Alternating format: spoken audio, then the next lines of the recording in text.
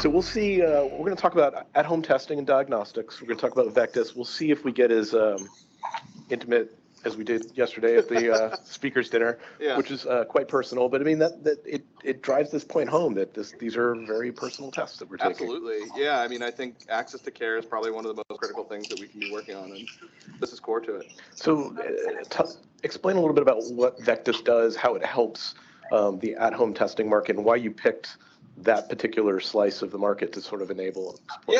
Yeah. I mean, so when I was running BMF, we partnered with LabCorp, and we developed, we solved part of the problem that Theranos was I guess, claiming to attempt to solve. We created a home collection device where you can prick your finger, put a couple of drops of blood into it, send it to LabCorp, and they'll do the same test on the same instrument with the same chemistry that they would if you went to patient service center or hospital or your doctor's office. And we got the same result, which I know because we went to the patient service center together, pricked our fingers, filled these devices, and then got our blood drawn. But then LabCorp published in Clinical Chemistry, showing that the finger stick and the arms were the same. And in fact, we saw in some of our studies that if we pricked the right finger and the left finger, we would get the same number on those, and they would be in between blood draws from the right arm and the left arm, because the 70-year-old Vacutainer wasn't particularly well designed for transporting samples. It requires cold storage, all those other things. So looking at that, it felt like, hey, we have this great solution to this big problem, and then kind of nothing happened.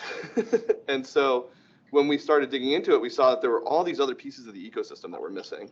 And so Vectis really exists as a company building organization, a company supporting, a strategic advisor, whatever you need to build out the rest of the ecosystem so that we can make it truly available to patients to be able to collect their samples at home and get lab tests without having to go anywhere.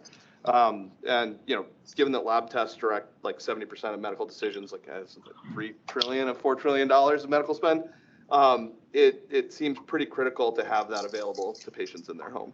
So what are those missing pieces to the ecosystem?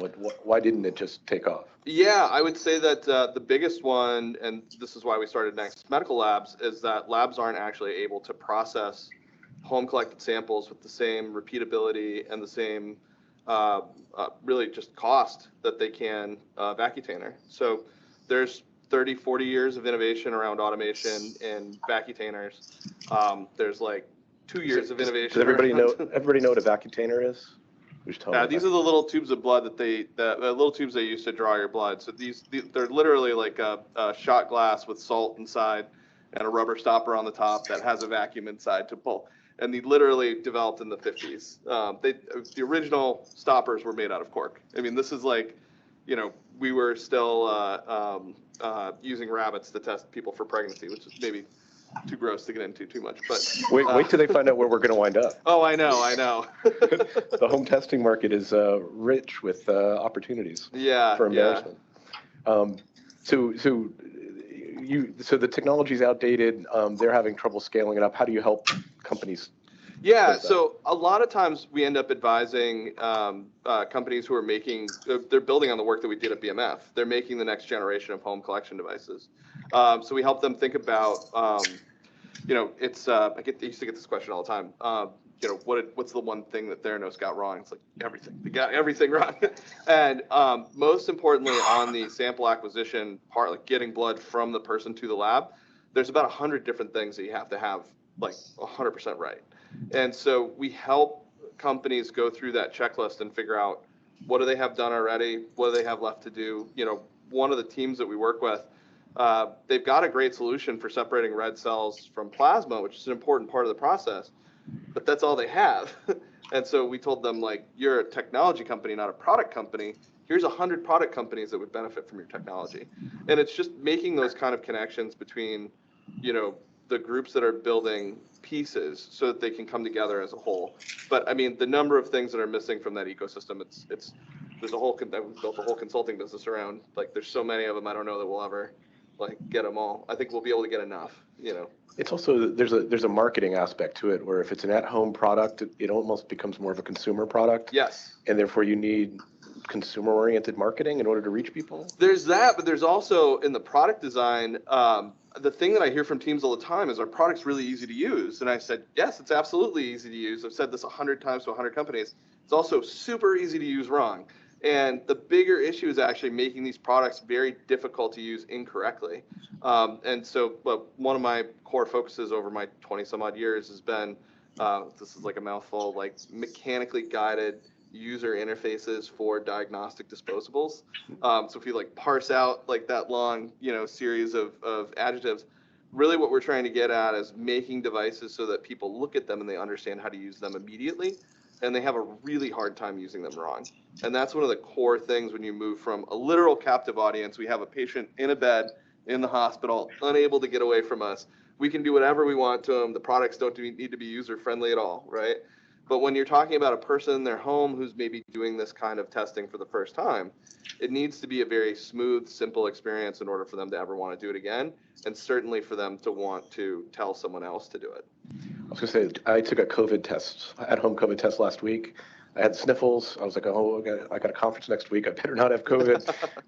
But it occurred to me, I hadn't taken one in months. And I was like, you know what? This is not a great experience. No, yeah. Like, is there a line? The lines are not properly labeled. The T score. And I'm like, just think about how many. So you can buy a box of, I know because I do this all the time because I'm that kind of weirdo, but but lab nerd, right? Buy a box of 100 tests for pregnancy for $50, right? So they're 50 cents a piece. Almost nobody buys those. Almost everybody buys the digital readout for exactly that reason. It's a much better consumer experience. The digital box is $14, $15, $30, depending on which one you get. People are totally happy to pay more to be able to have a good experience. Like I've probably met a dozen people of thousands of people that I talk to about diagnostics and home testing and all those other things. Probably a dozen who've actually bought that box of 100 tests and like peed in their own cup and then dropped the strip in. Like there is a wide range of consumer experience available in diagnostics, but we've got to focus on the stuff that's going to be repeatable, and that's what ultimately makes it reliable and gets that access to be greater, that really expands access. So Theranos, obviously classic story of too good to be true, total hoax. What are you excited that actually is true and is going to be good? So it's funny, we went to a book signing, the team from LabCorp and I went to a book signing with John Carreyrou and told him what we were doing. He was like, isn't that Theranos? And we were like, yeah, but it's LabCorp, but like we're really doing it. So like a lot of what they were promising not only could be done, but was being done by industry experts. They had like wrapped it in this mythology. So, for example, at LabCorp, we need 4 drops of blood, not 1, right? We can do 15 tests, not 200. I still consider that a pretty big victory, but compared to what they were promoting, it just seemed kind of out there. The reality is I think we can get to the most meaningful pieces of what Theranos was sort of hinting at or nudging around or getting to. But, the idea that one company is going to do all of it, I think is just crazy. But I do think what we will see in the next few years is, cholesterol and A1C testing primarily being done before you go to see your doctor. So you're not seeing them, then getting them ordered. And, we're going to see far fewer lab visits. We're going to see, thyroid management. So people have hypothyroid who need to take Cerezyme or another thyroid supplement. They right now have to go get a tube of blood drawn every month to calibrate. And if they have too little of the medication, they feel like the world's in slow motion, or the world's in high speed, and they're tired all the time, and they gain weight, and they have all these problems. They have too much, they're the Flash. Like they're moving through the world at three times the speed. Yeah. The problem is that they burn up drugs and other metabolites. They get hungry all the time, and that has all of its problems too. So we got to stay between the 2 yellow lines and keep the patient right in the happy place. If we don't do monthly testing, we can't. And in fact, if we could do weekly testing without interrupting that patient's life, we could actually calibrate faster and better, and give that patient a much better outcome. Yeah, I think the speed to delivery and diagnosis and understanding, like just having all that information before you go into the doctor's office, as opposed to getting the phone call afterwards, which is almost obligatory. Like, yeah, everything's normal, but you got to wait, and then what are you going to come back in and get a new prescription. So you say, you could do 15 tests. Like, do you want to just run down what some of those tests are? Oh yeah, I mean like so with LabCorp we just looked at what are the top 15 that get ordered. So it's A1C, lipid panel, which is HDL, LDL, total cholesterol, triglycerides. We do liver function, ALT, AST. We do, or LabCorp does. And our lab is setting up to do this now too. Creatinine, bond for kidney, PSA for cancer. I mean, we all the thyroid hormones, vitamin D. Yeah, I looked at the list and I was like, okay, if I could get those on a monthly basis, I would be pretty happy that I had a good sense of what's going on. Are there any home testing consumer products that you can point to that are like real success stories and sort of models for the rest of the industry? I wish I could say like a definitive yes to this.